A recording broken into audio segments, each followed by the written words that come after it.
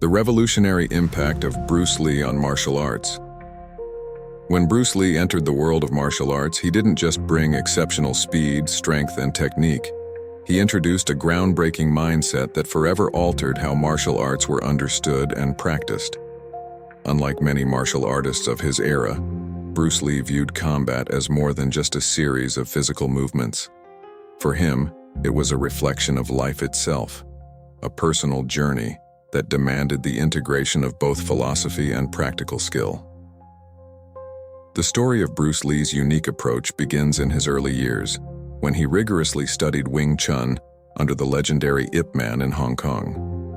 While Wing Chun gave him a solid foundation in combat techniques, Lee quickly realized that confining himself to a single style could limit his potential.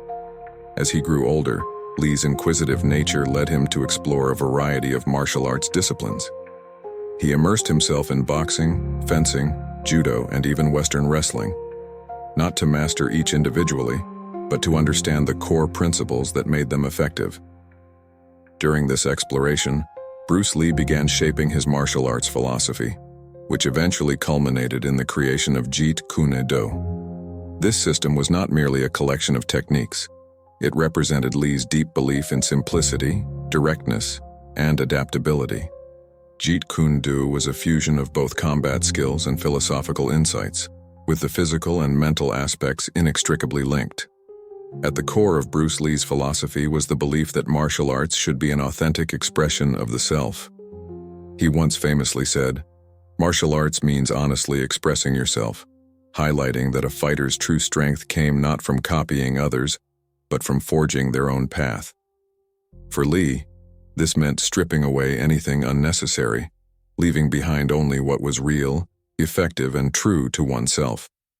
Lee's martial arts philosophy drew heavily from the Taoist concept of being like water.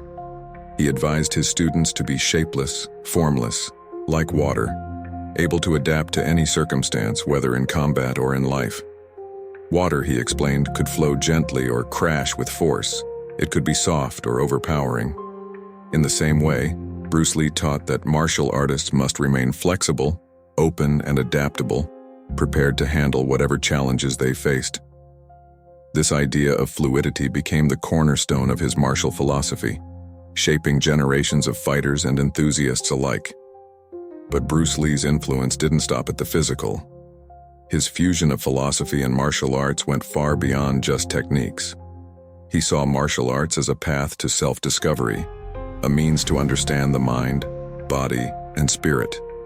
He frequently studied both Eastern and Western philosophies, pulling wisdom from Taoism, Buddhism, and even existentialist thought. His personal library was packed with books on philosophy, psychology, and self-improvement, and he used these teachings to continually refine his approach to both combat and life. For Bruce Lee, training was never just about preparing for a physical fight. It was about cultivating the spirit, sharpening the mind, and fostering an unshakable inner discipline.